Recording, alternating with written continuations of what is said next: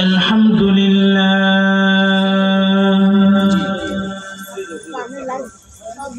الحمد لله الأكرم الذي خلق الإنسان وكرمه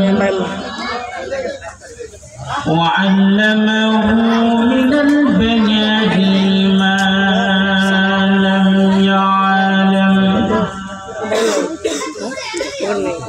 فسبحان الذي لا يحصى امتنانه باللسان ولا بالقلم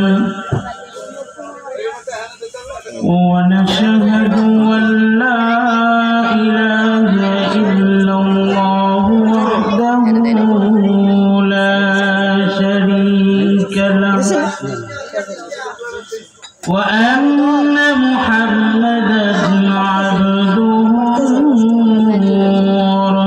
ورسوله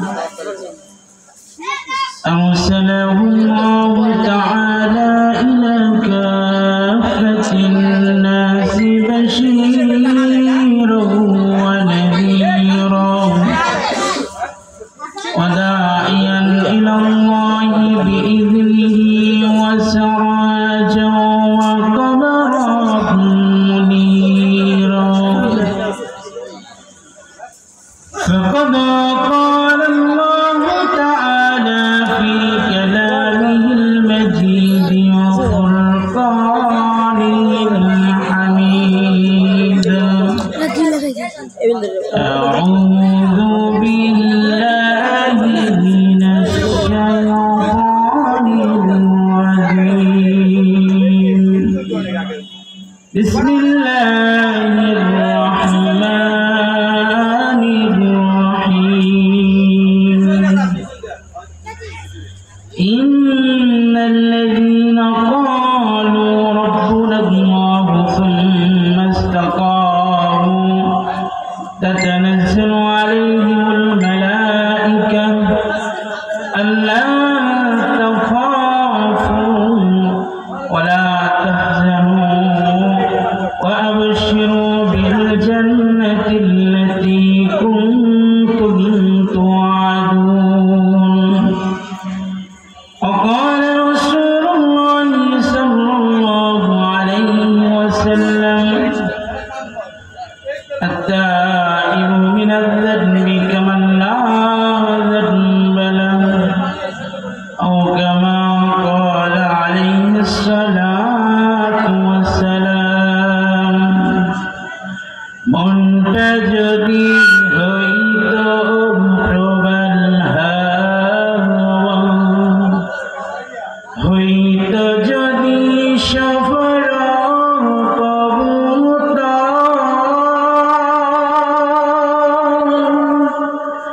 মনটা যদি হইত প্রবল হাওয়া হইত যদি সফর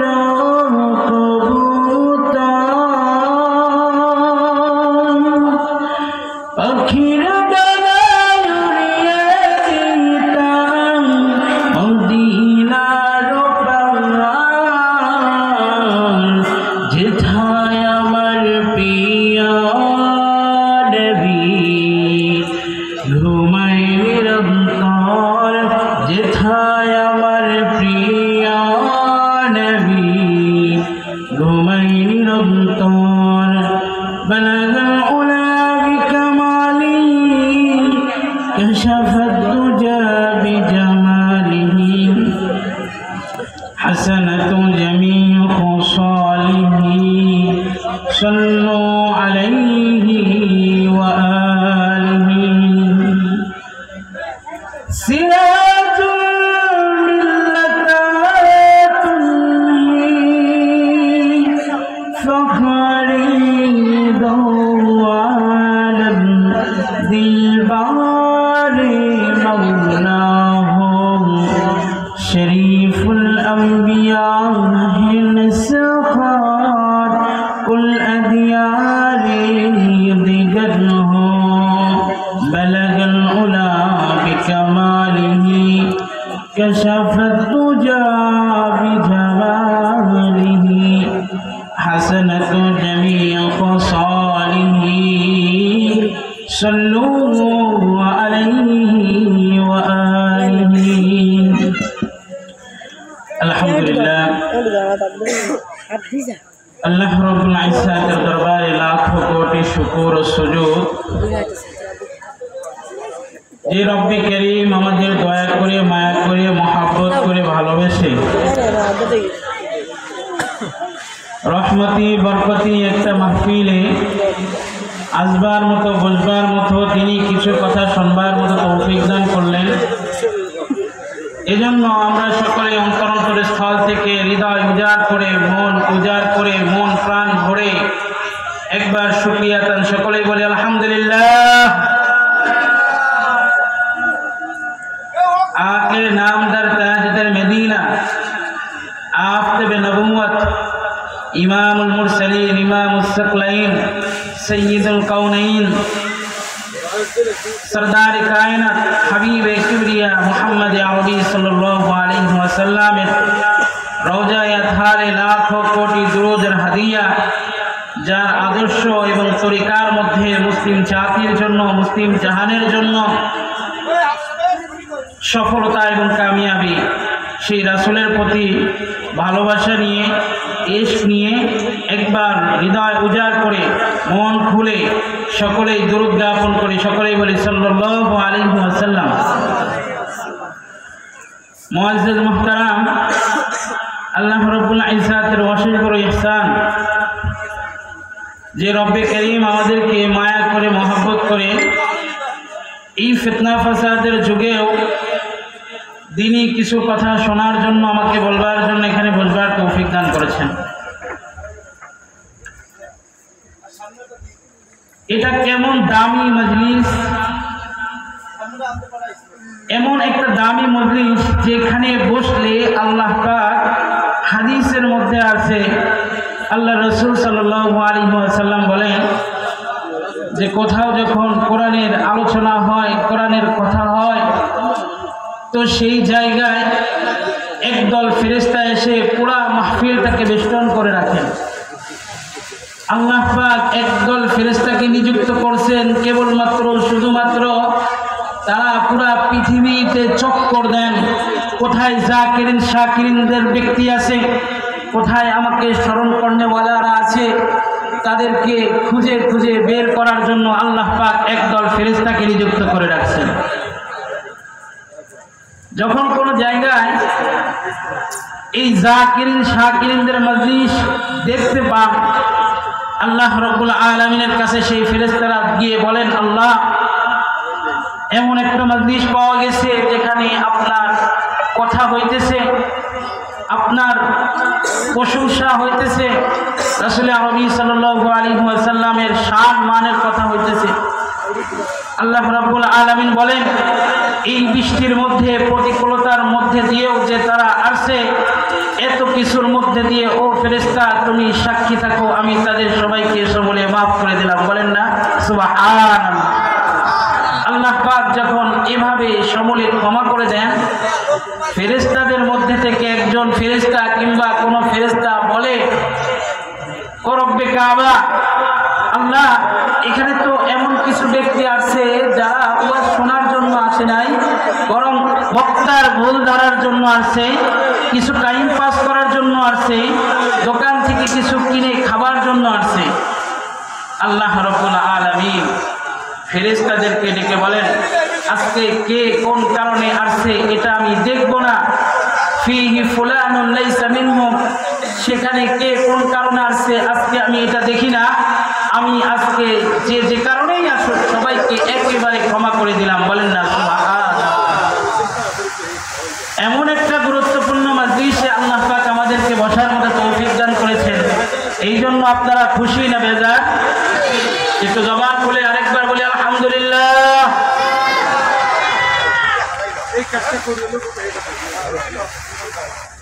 মুআজ্জিজ মুহতারাম, আল্লাহ পাক আমাদেরকে এখানে পাঠিয়েছেন, এখানে দুনিয়াতে পাঠানোর পরে আল্লাহ পাক আমাদেরকে এটা বলে দিয়েছেন যে উম্মত দুনিয়াতে যাবা, দুনিয়াতে গিয়ে ভালোবাসা মহাব্বত কিন্তু কেবলমাত্র শুধুমাত্র আমাকেই করতে হবে। আমরা যারা আছি এদিকে একটু মুতাওয়াজ্জি হই ইনশাআল্লাহ। তো আল্লাহ রাব্বুল আলামিন এটা বলেন যে দুনিয়াতে যাবা মহাব্বত ভালোবাসা একমাত্র কাকে করতে হবে? আল্লাহ তাআলাকে করতে হবে। এখন আল্লাহ তাআলাকে যদি মহাব্বত করতে হয় তো আল্লাহ রাব্বুল আলামিন কোরআনুল কারীমে আল্লাহকে মহাব্বত কিভাবে করতে হবে এটা সুন্দরভাবে আমাদেরকে বলে দিয়েছেন। আল্লাহ রাব্বুল আলামিন বলেন, কুল ইন কুনতুম তুহিব্বুনাল্লাহ ফাত্তাবিউনি ইউহিব্বুকুমুল্লাহ। আল্লাহ রাব্বুল ইজ্জত বলেন, কুল ইন কুনতুম তুহিব্বুনাল্লাহ, হে নবী আপনি বলে দেন যদি কেউ আমি আল্লাহকে মহাব্বত করতে চাই তাহলে সে যেন ও নবী আপনাকে মহাব্বত করে। তাহলে দুনিয়াতে পাঠাইছেন কে আমাদেরকে? আল্লাহ। মহাব্বত যদি করতে হয় তো করতে হবে কাকে? আল্লাহকে। তো সেই মহাব্বতের মাপকাঠিটা আল্লাহ বাতলিয়ে দেন, কাকে মহাব্বত করবে? আমাকে। তো আমাকে যদি মহাব্বত করতে হয় তো আমার হাবিব প্যারা নবী সাল্লাল্লাহু আলাইহি ওয়াসাল্লামকে মহাব্বত করতে হবে।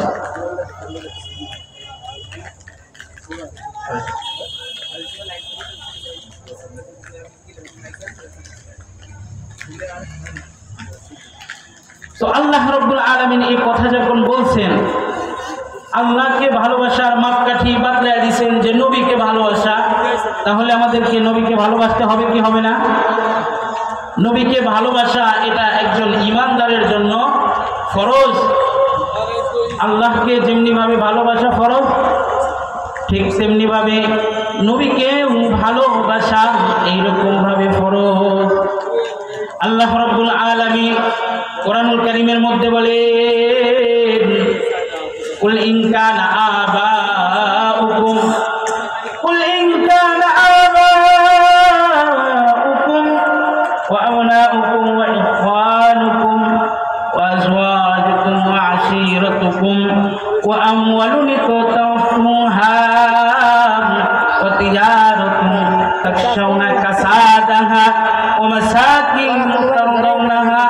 আল্লাহ পাক বলেন, কয় তোমার বাবা থেকে, তোমার মা থেকে, তোমার সন্তান থেকে, তোমার সব কিছু থেকে আল্লাহ আল্লাহর রাসূলের মহব্বত যতক্ষণ পর্যন্ত তোমার হৃদয়ে পরিপূর্ণ না থাকবে ততক্ষণ পর্যন্ত তুমি ঈমানদার হইতে পারবা না।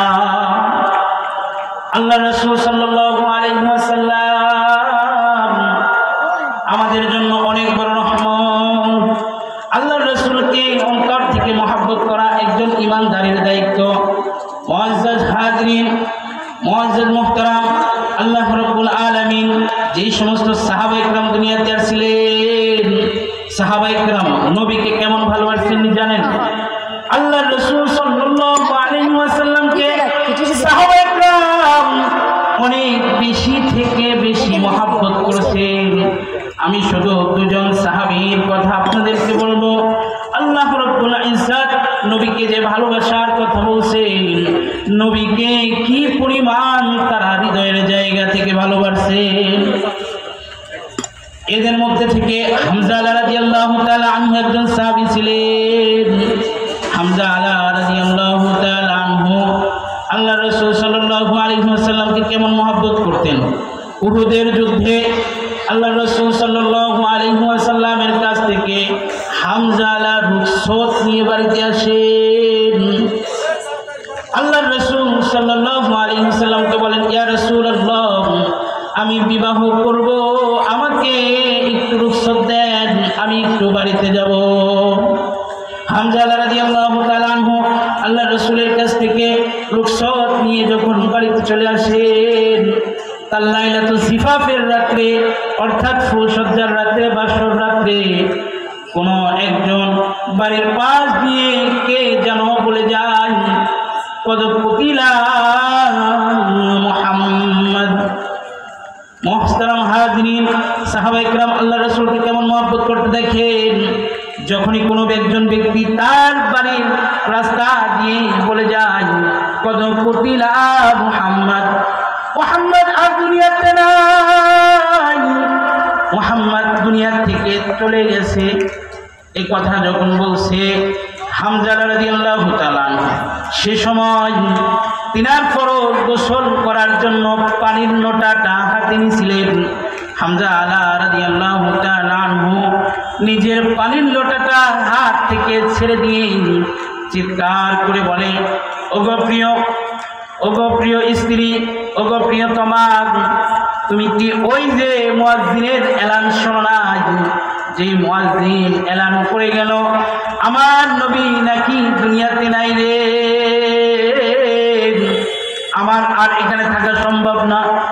পানির লোটাটা ফেলে দিয়ে যখন হামজা ঘুম থেকে বের হয়ে যাবে, প্রিয়তম স্বামী জিজ্ঞাসা করলেন, ও আমার স্বামী, আল্লাহর রাসূল শুনলাম ইন্তেকাল করেছেন, আপনি তো জিহাদের ময়দানে যাবেন, আপনার ওপর গোসল ফরজ হয়েছে, আপনি এই গোসলটা করে যদি যেতেন তাহলে এটা আপনার জন্য অনেক ভালো হতো। মুআজ্জাজ মুহতারাম, হামজা রাদিয়াল্লাহু তাআলা আনহু তার প্রিয়তমা স্ত্রীকে বলেন, আল্লাহর রাসূল দুনিয়াতে নাই রে, আমি আর ঘরের মধ্যে কিভাবে থাকি একটু বল রে, আর আমার রুমে থাকার কোনো অবকাশ নাই। হামজা রাদিয়াল্লাহু তাআলা আনহু গোসল ফরজ হওয়া অবস্থায় একেবারে পাগলের মতো নিজ রুম থেকে দৌড় মারলেন। যখন হামজা রাদিয়াল্লাহু তাআলা আনহু রণাঙ্গনে করে জিহাদ করতেছিলেন, জিহাদ করতে করতে একসময় শত্রুর মধ্যে ঢুকে গেলেন। শত্রুর মধ্যে ঢুকে জিহাদ করতে করতে এক সময় কোন শত্রুর আঘাতে হামজা দুনিয়া থেকে বিদায় নিয়ে চলে গেলেন। হামজা দুনিয়া থেকে চলে গেলেন, যুদ্ধ শেষ হয়ে গেল। আল্লাহর রাসূল সাল্লাল্লাহু আলাইহি ওয়াসাল্লাম এলান করলেন, যেই সমস্ত সাহাবায়ে কেরাম শহীদ হয়েছে তাদের জন্য কবর খনন করো, তবে কবর খনন করবা লাশ কিন্তু গোসল দেওয়াবা না, কারণ আল্লাহর রাস্তায় শহীদ যারা হয় তাদের লাশগুলো গোসল করানো হয় না। তো এই রক্ত মাখা শরীর নিয়ে আল্লাহ রব্বুল আলামিনের দরবারে তারা দাঁড়াবে। আল্লাহ রব্বুল আলামিন রাসূল করিম সাল্লাল্লাহু আলাইহি ওয়াসাল্লাম যখন এই এলান করলেন, সাহাবায়ে কেরামের সেই সমস্ত মৃত সাহাবায়ে কেরাম ছিল তাদের জন্য কবর খনন করা হইতেছিল। এক এক করে সাহাবীকে যখন নাকি কবরের মধ্যে কবরস্থ করা হয়, এমত অবস্থায় সুদূর জায়গা থেকে একজন যুবতী মহিলা বোরকা দ্বারা আবৃত হয়ে কেমন যেন দৌড় মেরে আল্লাহর রাসূলের কাছে আসে। আল্লাহর রাসূলকে ডেকে বলেন, ইয়া রাসূলুল্লাহ, আমি যে হামজার স্ত্রী, আমার স্বামী এই যুদ্ধে অবতরণ হয়েছিল, আমার স্বামী শাহাদাত বরণ করেছে, ইয়া রাসূলুল্লাহ, শাহাদাত বরণ করেছে, এজন্য আমি একটুকু কষ্ট পাই না। আমি আপনার কাছে আসছি, আমার স্বামীর ওপর গোসল ফরজ হয়েছিল, আমার স্বামীকে যদি একটু গোসল করাতেন তাহলে এটা তার জন্য খুব ভালো হতো। মুহতারাম হাজিরিন, আল্লাহর রাসূল যখন সাহাবায়ে কেরামকে বললেন, হামজা লাশটা একটু শনাক্ত করো, হামজা লাশটা খুঁজে বের করো, হামজা লাশটা খুঁজে হইতেছিল, কোনোভাবে হামজা লাশটা পাওয়া যাচ্ছিল না। আল্লাহর রাসূল সাল্লাল্লাহু আলাইহি ওয়াসাল্লাম একেবারে কি কর্তব্য বিমূঢ় হয়ে গেলেন যে হামজা লাশ তাহলে কোথায় গেল। আল্লাহ তাআলা কি হামজার প্রতি রাগান্বিত হয়েছেনি? আল্লাহর রাসূল যখন একটু বেচैन হয়ে গেলেন, আসমান থেকে ফেরেশতা এসে জিবরাইলের মাধ্যমে আল্লাহর রাসূলকে বলে দিলেন, ওগো হাবিব, হামজার গোসল দুনিয়ার কোনো পানি দ্বারা করানো হবে না, দুনিয়ার কোনো পানি দ্বারা হামজাকে গোসল করার দরকার নাই। ইয়া রাসূলুল্লাহ, হামজা আলার গোসল আসমানে হইতেছে, বলেন না আল্লাহু আকবার। কিছুক্ষণ পরে একজন সাহাবী আবার দৌড়িয়ে গেলেন হামজা আলার লাশটা শনাক্ত করার জন্য। অনেক খোঁজাখুঁজির পর যখন হামজা আলার লাশটা পেলেন, লাশটা যখন আল্লাহ রাসূলের সামনে উপস্থিত করা হলো, দেখলো এখনো পর্যন্ত তার দাড়ির দিয়ে এবং চুলের গোড়া দিয়ে এখনো পর্যন্ত পানিগুলো টপ টপ করে বেয়ে পড়ে। মুআজ্জাজ মুহতারাম, আল্লাহ রাসূল সাল্লাল্লাহু আলাইহি ওয়াসাল্লামের মহব্বত সাহাবায়ে কেরামের এরকম ছিল। সাহাবায়ে কেরামকে আল্লাহ রাসূল সাল্লাল্লাহু আলাইহি ওয়াসাল্লাম সাহাবায়ে কেরাম আল্লাহর রাসূলকে এমন মহব্বতের এক নজরানা পৃথিবীর বুকে পেশ করেন, দুনিয়ায় আর কোনো জিনিস দ্বারা তার গোসল হয় না, বরং আসমানে জান্নাতের পানি দ্বারা ফেরেশতা দুনিয়াতেই তার গোসল করিয়া দিয়েছে। মুআজ্জাজ মুহতারাম, এটাই ছিল সাহাবায়ে কেরামের ভালোবাসা। এবং সাহাবায়ে কেরাম আল্লাহর রাসূল সাল্লাল্লাহু আলাইহি ওয়াসাল্লামকে মহব্বতের সর্বোচ্চ নজরানা পেশ করে দুনিয়ার পানি নয়, জান্নাতের পানি দ্বারা গোসল করে দুনিয়া থেকে বিদায় নিয়েছে। মুআজ্জাজ মুহতারাম, শুধু কি সাহাবায়ে কেরামই আল্লাহর রাসূলকে মহব্বত করছেন? আল্লাহর রাসূলের মহব্বত শুধু সাহাবায়ে কেরাম না, জামাত কামাত হাজার হাজার জড় বস্তু প্রাণী সম্পদ গাছ গাছালেও আল্লাহর রাসূলকে মহব্বত করতেন। উহুদ পাহাড় দিয়ে আল্লাহর রাসূল যখন মদিনায় ঢুকবেন তখন উহুদ পাহাড়ের ওই দিক দিয়ে আসতেন। কোনো একদিন উহুদ পাহাড়কে ওভারটেক করে অন্য দিক দিয়ে আল্লাহর রাসূল আসছেন। জিবরাইল এসে বলেন, ইয়া রাসূলুল্লাহ, আপনি ওই যে উহুদ পাহাড় দিয়ে আসেন নাই, ওই যে উহুদ পাহাড় কান্না শুরু করছে। এইরকম ভাবে একটা কাঠের মধ্যেও আল্লাহর রাসূলের মহব্বত ছিল। আল্লাহ রাসূল সাল্লাল্লাহু আলাইহি ওয়াসাল্লামকে একটা সাধারণ কাঠও মহব্বত করতেন। আপনি কি মনে করতেছেন এগুলো ঠাকুমার ঝুলির কোনো কথা, মানুষের কাল্পনিক কোনো কথা? একেবারে সরাহাতান হাদিসের মধ্যে আছে, আল্লাহর রাসূল সাল্লাল্লাহু আলাইহি ওয়াসাল্লাম সাহাবায়ে কেরামকে বলেন, ও আমার সাহাবীরা, তোমরা কি এমন কোনো গাছ চেনো যে গাছটা মানুষের মতো ইমানদার মুমিনের মতো? সেই গাছটা সাহাবায়ে কেরাম আল্লাহর রাসূলের কথা শুনে কেমন যেন কিছু সময়ের জন্য জঙ্গলে চলে গেলেন। জঙ্গলে চলে গেলেন বলতে জঙ্গলে চলে গেছেন না, ওই কল্পনার মধ্যে তারা গহীন জঙ্গলের মধ্যে কল্পনায় চলে গেলেন যে এমন কোনো গাছ আসেনি যেই গাছটা মুমিনের মতো বলতে কেমন? মুমিনের সব কাজ যেমন একেবারে আল্লাহ পাকের সুন্নাত, আল্লাহর রাসূলের সুন্নাত, আল্লাহর হুকুম অনুযায়ী যদি হয়, মুমিনের সব কাজ যেমন একেবারে নেকির অন্তর্ভুক্ত হয়ে যায়, মুমিনের কোনো কাজ যেমন ফালানো হয় না, ঠিক সেই রকম ওই গাছটাও ফালানো না, ওই গাছটাও সব দরকারি। আল্লাহ রাসূল যখন এই কথা বললেন, সাহাবায়ে কেরাম অনেক চিন্তা করে বললেন, ইয়া রাসূলুল্লাহ, সেইটা কোন গাছ এটা আমরা বলতে পারবো না। ইয়া নবিয়াল্লাহ, আপনি বলেন, আনা লা আ'লামু ইয়া রাসূলুল্লাহ। আল্লাহ, ইয়া রাসূলুল্লাহ, গাছটা কি এটা আমরা কেউ বলতে পারবো না। সাহাবায়ে কেরামকে আল্লাহর রাসূল বললেন, সেটা হলো খেজুর গাছ। মুমিন যদি আল্লাহর রাসূলের সুন্নাত অনুযায়ী বসে থাকে তো মুমিনের বসে থাকার মধ্যে সওয়াব, চিল্লাকন ঠিক কিনা? মুমিন যদি হাঁটে তো হাঁটার মধ্যে সওয়াব। মুমিন যদি শুধু একজনের সাথে হাসি মুখে কথা বলে তাও সওয়াব। কয় হুজুর কেমন? আল্লাহর রাসূল বলেন, বড় ইবনে আযিব থেকে হাদিসটা বর্ণনা, মা মিন মুসলিমাইনি ইয়ালতাকিয়ানি ওয়া ইয়াতাসাফহানি গুফিরা লাহুমা ক্বাবলা আন ইয়াতাফাররাকা।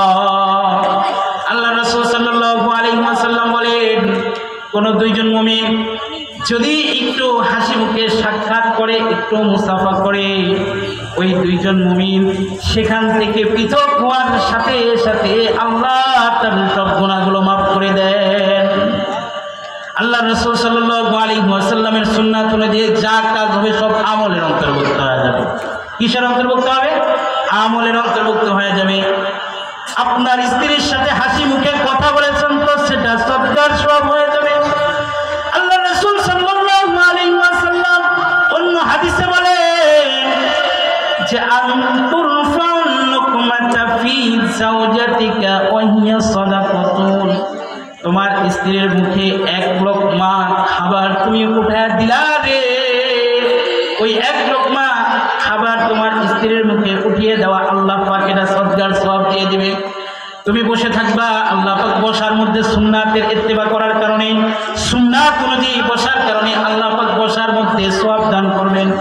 টয়লেটে থাকবেন, বসার মধ্যে আল্লাহর রাসূলের সুন্নাত অনুযায়ী যদি বসে থাকেন আল্লাহ পাক সওয়াব দান করবে। আল্লাহ রাসূল বলেন, এই যখন কথা এরকম বলতেছেন আল্লাহ রাসূল একদিন বললেন যে শোনো, কেউ যদি কোনো স্ত্রীর সাথে মিলিত হয় এর জন্য সওয়াব। সাহাবায়ে কেরাম ইশকাল করলেন, ইয়া রাসূলুল্লাহ, এরা তো আমি আমার চাহিদা পূরণের জন্য মিলিত হই। আল্লাহ রাসূল বলেন, তুমি যদি অন্য বেটির সাথে মিলিত হও তাহলে গুনাহ হবে কি হবে না? চিল্লা কর, হবে কি হবে না? তাহলে তুমি যদি তোমার স্ত্রী হালাল পন্থায় যেটা বিবাহ করছো তার সাথে মিলিত হওয়া যদি গুনার পরিবর্তে কি হয়ে যায়? সওয়াব হয়ে যায়। এই জন্য সুন্নাত অনুযায়ী যদি সব কাজ মুমিনের হয় তো মুমিন প্রত্যেকটা কাজ মুমিনের সওয়াবওয়ালা হয়ে যাবে। মুআজ্জাজ মুহতারাম, এই জন্য আল্লাহ রাসূল সাল্লাল্লাহু আলাইহি সাল্লাম বলেন, একটা গাছ আছে যে গাছটা মুমিনের মতো, মুমিনের কোনো কাজ যেমন ফালানো না ঠিক তেমনি ভাবে সেই গাছের কোনো কাজ ফালানো না। সেই গাছের নাম কি জানেননি?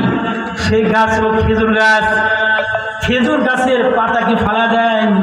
খেজুর গাছের পাতা দিয়ে পাটি বানায় কি বানায় না? খেজুর গাছের ডালগুলো দিয়ে আবার কাজে লাগে কি লাগে না? খেজুর গাছের কাঁটাটাও পরার মতো না, খেজুর গাছের কাঁটাটাও লাকড়ির জন্য কাজে লাগে।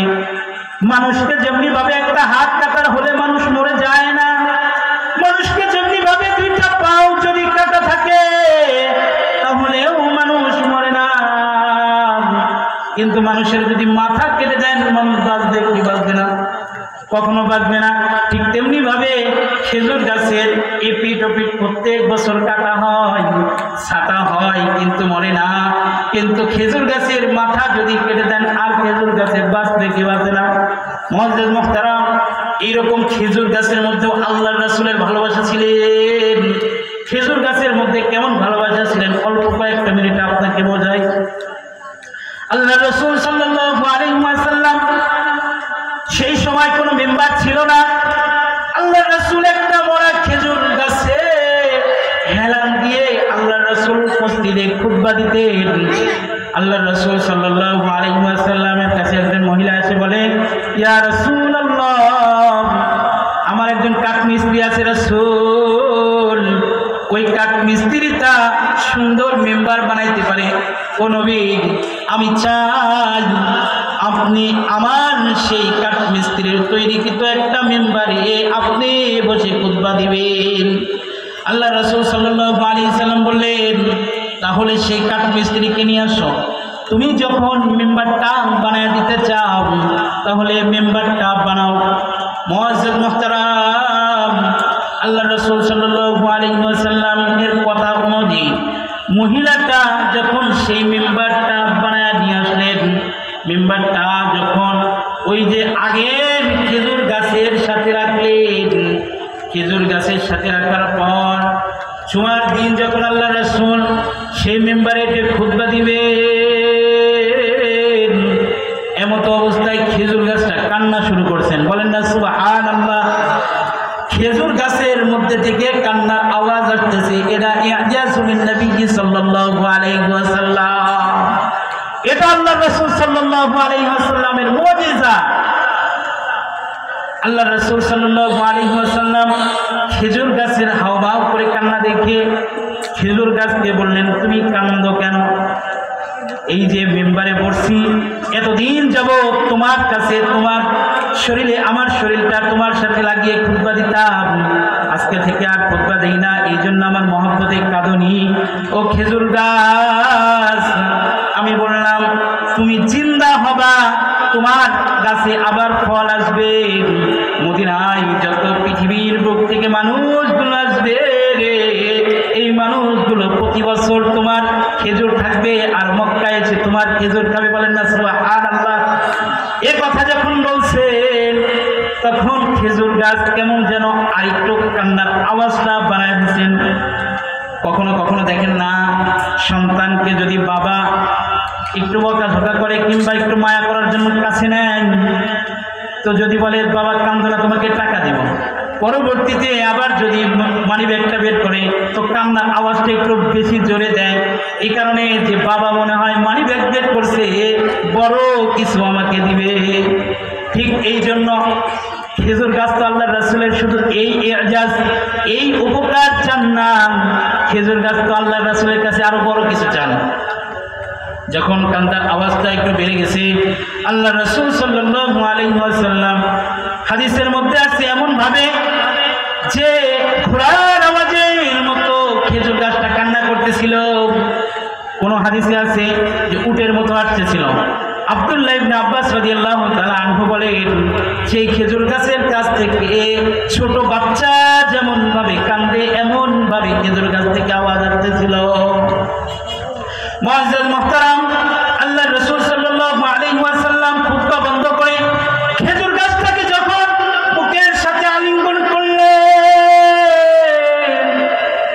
আবার খেজুর গাছকে বললেন, এই শোনো, তুমি কান্না করিও না, তুমি কান্না করিও না, তুমি যখন এতটাই সন্তুষ্ট হলা না, শুনলে তুই দুনিয়ায় থাকবি, এখানেই তোর দাফন হবে, আর কিয়ামতের দিন তুই আমার সাথে জান্নাতে থাকবি।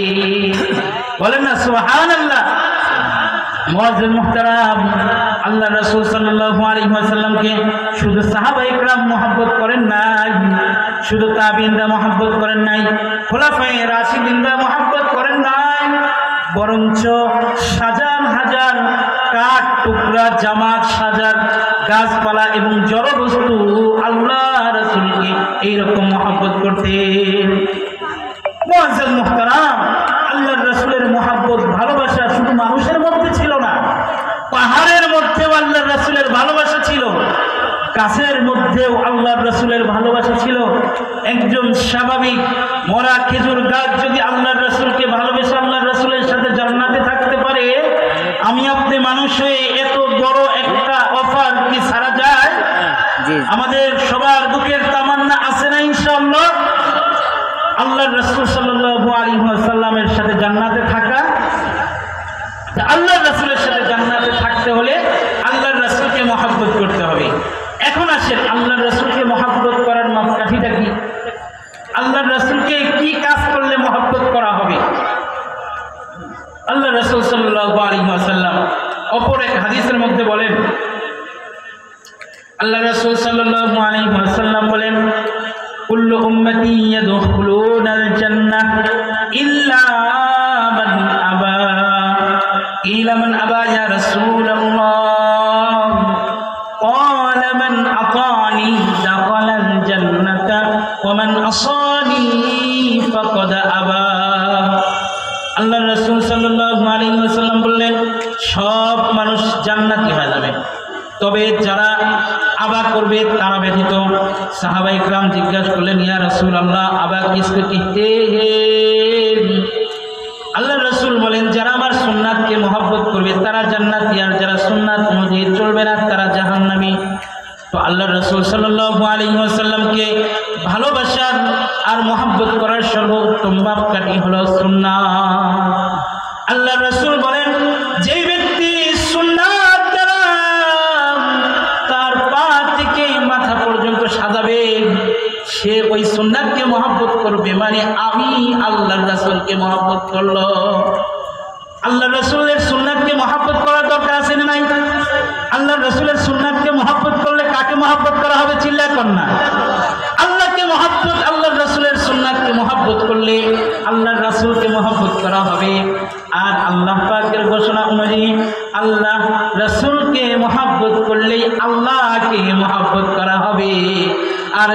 ব্যক্তি আল্লাহকে মহব্বত করবে, আল্লাহ তার জন্য চিরস্থায়ী জান্নাত রাখবেন এবং জান্নাতের মধ্যে ওই ব্যক্তিটা দুনিয়ায় যত কষ্ট ক্লেশ করেছে এর প্রতিদান হিসেবে আল্লাহ পাক জান্নাতে তার সাথে সাক্ষাৎ দিয়ে দিবেন। মুআজ্জিজ মুহতারাম, কোন মহিলা নাজাসাত, একজন মহিলা, কোন মহিলা যতই রূপবতী হোক, গুণবতী হোক, যদি 2-4 দিন 5 দিন ডায়রিয়া হয়, পাতলা পায়খানা হয়, তার চেহারাটা কেমন হবে বোঝেননি? সেই মহিলাকে যদি কোনো মানুষ ভালোবাসে তো তার সাক্ষাতের জন্য পাগল হয়ে যায়। আর বান্দার সর্বোচ্চ পাওনা আল্লাহকে দেখা। আল্লাহ রাসূল সাল্লাল্লাহু আলাইহি ওয়াসাল্লাম বলেন, কুন্না জুলুসান ইনদান নবী সাল্লাল্লাহু আলাইহি ওয়াসাল্লাম ফানাযরা ইলাল কমার লাইলাতাল বদরি। আল্লাহ রাসূল সাল্লাল্লাহু আলাইহি ওয়াসাল্লাম বলেন যে আমরা একদিন সবাই আল্লাহ রাসূলের কাছে বসাছি। আল্লাহ রাসূল চাঁদের দিকে তাকালেন।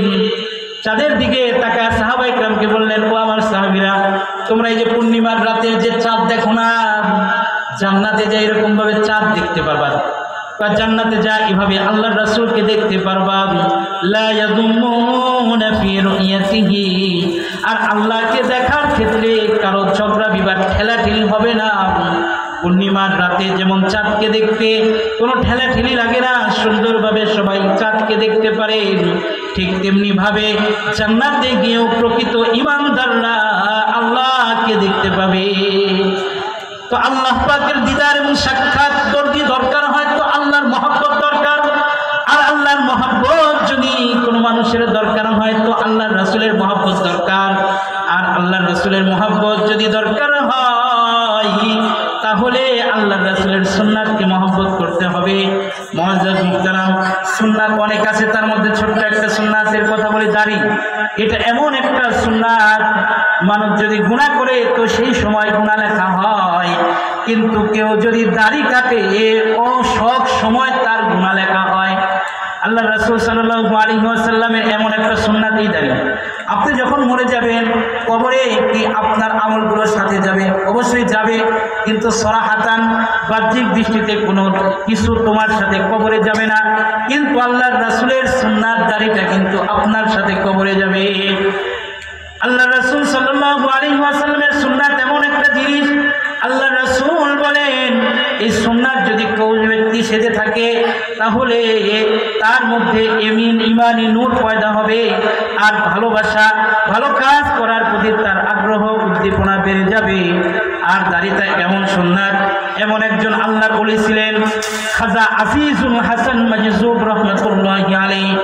তাকে জিজ্ঞাসা করা হয়, খাজা আজিজুল হাসান, আপনি আল্লাহর কাছে গিয়ে কি নিয়ে দাঁড়াবেন? তিনি বলে, আমার তো তেমন কিছু নাই, তবে আমি এই দাড়িটা নিয়ে দাঁড়াবো।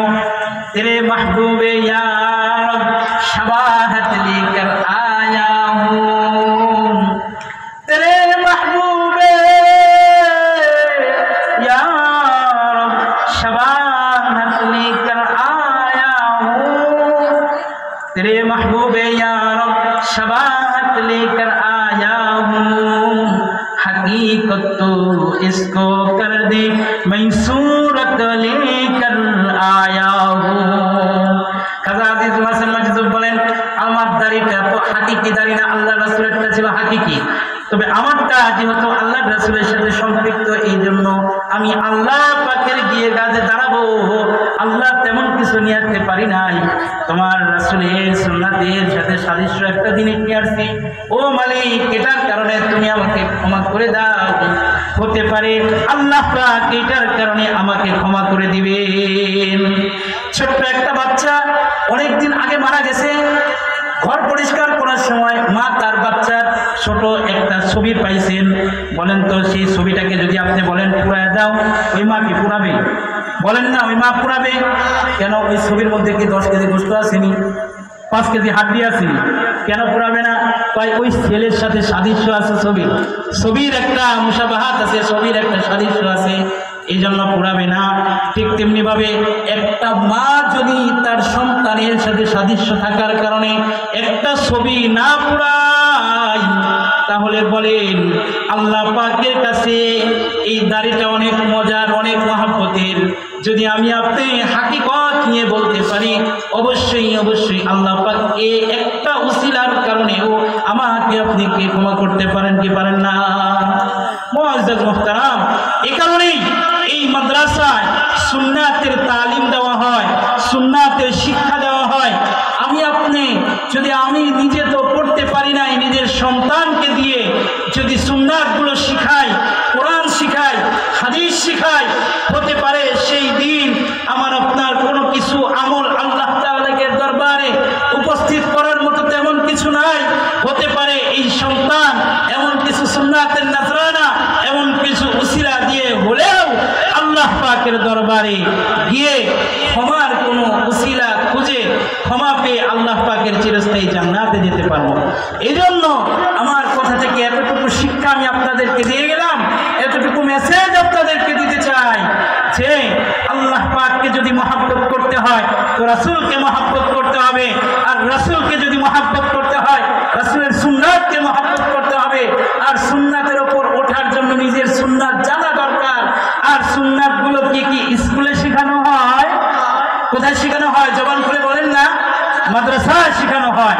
আমার আপনার কলেজের টুকরা সন্তানকে এই মাদ্রাসাগুলোতে পড়িয়ে যদি হক্কানে আলেম হাফেজ বানাইতে পারি, এই সুন্নাতগুলো আমাকে বলে দিবে। আর এই সুন্নাতের উপর আমল করে আল্লাহ পাকের রেজাআত হাসিল করে আল্লাহ পাকের প্রিয় হয়ে কিয়ামত মৃত্যুর আগে তাতানাজ্জালু আলাইহিমুল মালাইকা আল্লাহ তাখাফু ওয়া লা তাহজানু ওয়া আবশিরু বিল জান্নাতিল্লাতী কুনতুম তুআদুন।